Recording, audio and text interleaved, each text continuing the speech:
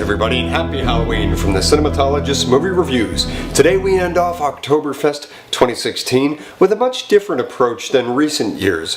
This year we're going to talk about a cult classic and a very controversial film. Halloween is so fun for a multitude of reasons, and a lot of that has to trace back to some of our ancestry and culture. This dates back hundreds of years for some and thousands for others.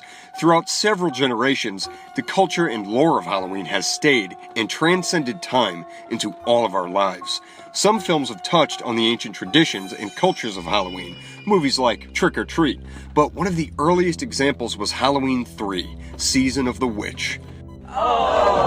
Wait.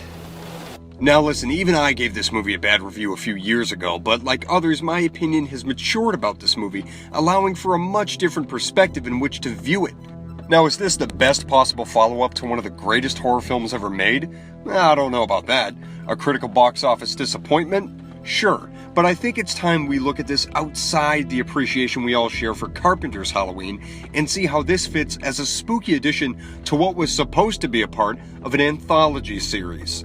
So with that said, why don't we break down Halloween 3, Season of the Witch, and see if it's really as bad as we remember it to be. Let's quickly look back on the first two Halloween films. The first still holds up as a modern classic, and it's still difficult to emulate that formula effectively. It's a masterpiece in its own right, and deserves credit as the centerpiece of horror that it's become. The second, while falling victim to a few cliches, still serves as a fun and creepy sequel that digs deeper into the fateful night in Haddonfield, Illinois.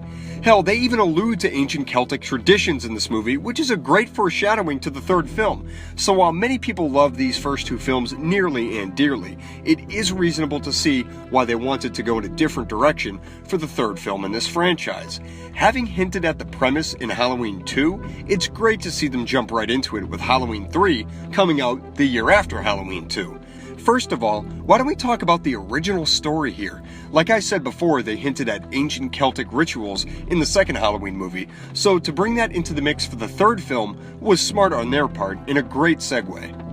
I also think it was pretty clever to use commercialism and consumerism as the ploy to tell their story. Setting it in the modern day of what was then 1982 certainly must have called for some challenges when bringing ancient Celtic rituals into play, so the filmmakers deserve credit for putting some thought into the themes of this movie to make it resonate with their current audience as well. But how about we talk about the themes individually? Whether or not you like the filmmaker's criticisms of consumerism in this movie, at least give credit that the film is actually about something. How many times have we seen a horror movie without any kind of subtext or theme revolving around the central plot?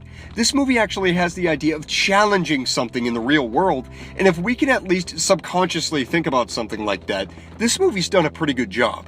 I think the way in which they portrayed the consumers is also well done. Those masks are pretty damn awesome. If I was a kid, I would want one. Hell, I still want one in my 20s. That and the fact that their use of cable television is also indicative of the kinds of things that parents worried about back then. In 1982, parents couldn't get kids away from their TVs. These days, kids can't ever get away from any of their devices. A TV would be favorable. So the culmination of all of these things together makes for quite an interesting commentary of 1980s culture, and to be said at the time and not in hindsight is another credit we should give to the filmmakers. Another thing we need to mention is the great production value here.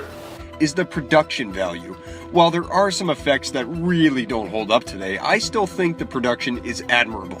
The locations are spooky and well utilized, and they're familiar and charming to keep with that all-American feel of the first two films. Also, with any good 80s movie lies a great score by John Carpenter.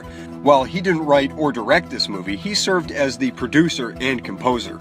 Although we all love the original Halloween theme that he composed, this one is properly creepy and completely 80s. He brings the synthesizer to its absolute peak with this movie, and his music always adds a dimension and aura to a film. This is no exception, as it works very well for this horror anthology.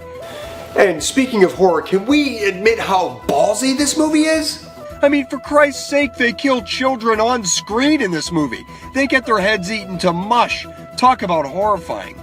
This may have been too extreme back in the early 80s, but looking back, that's a pretty ballsy move by the filmmakers.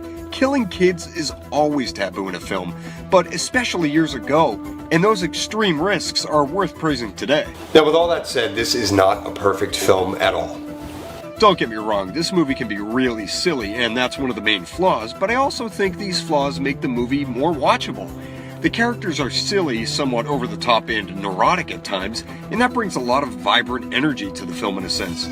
These characters and their performances make what's a really dark and gloomy tale of sacrifice a little less bleak to sit through. Tom Atkins makes this quirky character a lot of fun with his performance and helps bring this weird kind of anti-hero to life. So while this movie definitely suffers from being just a little silly and sorry, I think it also benefits from those. Those qualities oddly work hand in hand and even enhance the rewatchability of this movie.